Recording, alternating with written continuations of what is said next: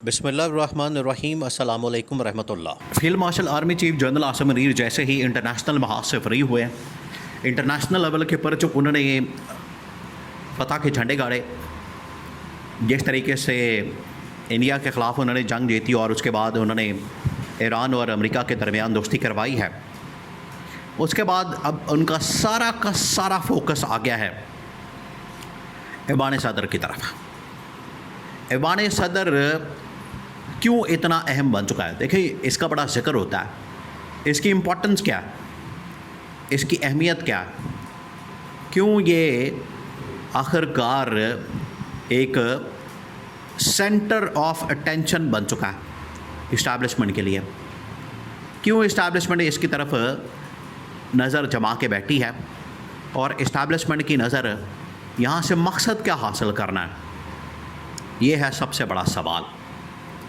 कि यहाँ से हासिल क्या होगा। दो तीन चीज़ें वो आपने जहन में रखनी है तो आपको इसको समझने में बड़ी आसानी होगी, पूरा आपका मामला सामने आ जाएगा कि ऐवान सदर के अंदर field marshal army chief general Asim Munir क्यों आना चाहते हैं, इसके पीछे वजह क्या, आखिर क्यों ये ऐवान सदर सेंटर ऑफ अटेंशन बन चुका है। अब आपने इसको समझना है। नंबर वन, अब जनरल आसिम ने इंटरनेशनल लेवल के ऊपर जितने भी मामला हैं वो सारे के सारे हैंडल कर लिए हैं, मैनेज कर लिए हैं, वो सारे के सारे अब बड़े ज़बरदस्त अंदाज से चल पड़े हैं। ईरान अमेरिका दोस्ती हो गई, इस खत्ते के अंदर पाकिस्तान ने इंडिया के ऊपर अपनी धाक बिठा दी और इंडिया को चारों शाने चित कर दिया, हरा दिया। उनको जिस तरीके से डिफीट किया गया, ये आप समझें कि 1965 की जंग, 1971 की जंग और उसके बाद जितनी भी छोटी मोटी जंगें लड़ी गई, उसमें अगर सबसे बड़ी कामयाबी, सबसे बड़ी जंग और बड़ी क्लियर कट अंदाज में एक विक्ट्री वो 2025 के अंदर हुई, जब मई के महीने में इंडिया ने पाकिस्तान के ऊपर हमला किया और पाकिस्तान ने पे ताबड़तोड़ किस्म का जवाब दिया। उस वक्त सारी वॉर प्लानिंग, स्ट्रैटेजी, हिकमत अमली, तमाम फोर्सेस को ना सिर्फ लीड किया बल्कि सारी इसकी प्लानिंग, हिकमत अमली किसने बनाई? Field marshal army chief general Asim Munir. तो एक ये बहुत बड़ा कारनामा, एक बहुत बड़ी अचीवमेंट, एक बहुत बड़ा माइलस्टोन, लैंडमार्क किस्म का वो हासिल किया। नंबर टू, तो एक तो इन्होंने खत्ते के अंदर अपना आप को मनवा लिया और खत्ते के अंदर एक ताकतवर जर्नल के तौर पर, देखिए इनका जो मंसूबा था, प्लान था, वो ये था कि हम पाकिस्तान के ऊपर हमला करेंगे और उसके पीछे ना सिर्फ इसराइल था, यूरोपियन ताकतें थी, अमेरिका था, और इनकी कोशिश थी कि पाकिस्तान के ऊपर कब्ज़ा किया जाए, पाकिस्तान के ऊपर हमला किया जाए, कमज़ोर किया जाए और पाकिस्तान को दबाव में रखा जाए। लेकिन आखिरकार जनरल आसिम ने फ़ैसला सुना के, ये फ़ैसला करके हुकूमत के साथ मिलकर लीड करते हुए इंडिया के परख चढ़ा दिया। तो ये एक बहुत बड़ा कारनामा सर अंजाम दिया गया। नंबर टू,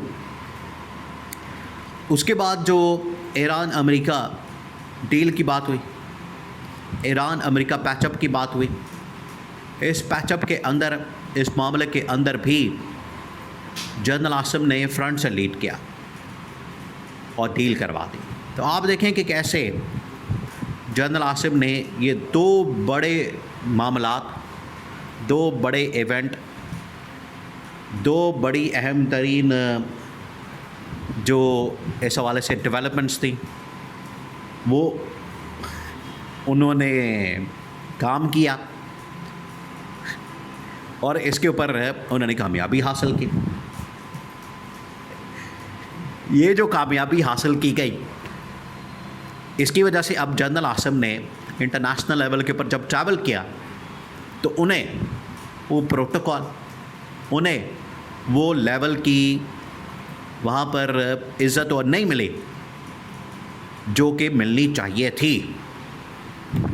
क्योंकि इंटरनेशनल लेवल के ऊपर दुनिया का जो सबसे बड़ा एतराज़ होता है, ऑब्जेक्शन होता है, वो क्या होता है? वो ये कि ये एक इदारे के सरबराह, फ़ौज के सरबराह, मिलिट्री के सरबराह, ये रियासत के सरबराह नहीं है, तो रियासत का सरबरा बनने के लिए ज़रूरी है कि आप या तो सदर हों या फिर वज़ीर आज़म हों। जब आपके पास ये ओहदा होगा, जब आपके पास ये डेजिग्नेशन होगा, जब आपके पास ये इस टॉप लेवल का आपके पास पोजीशन होगी, स्टेटस होगा, तभी आप इंटरनेशनल लेवल के ऊपर एक रियासत के सरबरा के तौर पर बात कर सकते हैं, मुलाकात कर सकते हैं। फिर आपकी official press release, official footage, video सब कुछ सामने आएगा। तो ये बड़ा ज़रूरी है। तो अब ये जनरल आसिम के लिए जो इस्टेब्लिशमेंट है अंदर मिलिट्री कमांड, उन्होंने भी ये फ़ैसला सुनाया, उन्होंने भी इस हवाले से समझाया और इनको कन्वे किया कि कितना ज़रूरी है इस वक्त फील्ड मार्शल का सदर बनना, बहुत ज़रूरी।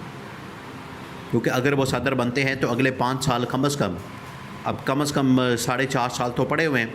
एक्सटेंशन मिल गई उनको, CDF का ओहदा मिल गया उनको, फील्ड मार्शल का ओहदा मिल गया, तो आगे 4.5 साल जो पड़े हुए हैं,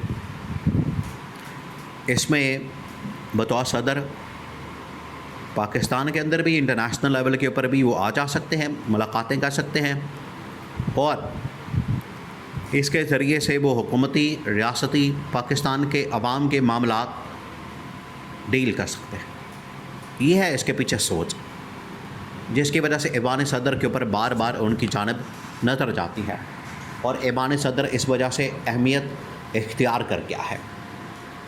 इसके लिए जनरल आसिम ने पहले भी इनको पैगाम दिया, जरदारी को ये लोग नहीं माने, तो अब इनको ना सिर्फ सिंध से गिलगित बल्तिस्तान के अंदर तो अब इनकी गवर्नमेंट का चांस ही कोई नहीं, सवाल ही पैदा नहीं होता। ये अब सोचे भी ना कि गिलगित के अंदर इनको गवर्नमेंट मिलने वाली है, बिल्कुल नहीं मिलने वाली। दूसरा, सिंध के अंदर भी इनको निकाला जाना है, सिंध से भी आउट किया जाएगा, उसके बाद ऐवान सदर से भी इनको निकाला जाना है, फैसला हो गया। अब 2 ही ऑप्शन है, या तो इनको प्यार से इनको समझा के बता दिया जाए कि यहाँ पर जनरल आसिम ने आना है तो आप घर जाएं। अगर ये प्यार से नहीं मानते, अगर ये इस तरह से नहीं समझते, तो ठीक है, फिर जो अगली ऑप्शन इस्तेमाल की जाएगी, जो अगला रास्ता इख्तियार किया जाएगा, अगली ऑप्शन जिसके ऊपर काम होगा वो ये कि इनको ज़बरदस्ती निकाला जाएगा। और ज़बरदस्ती के ऑपरेशन पाकिस्तान में आपको पता है किस तरीके से होते हैं।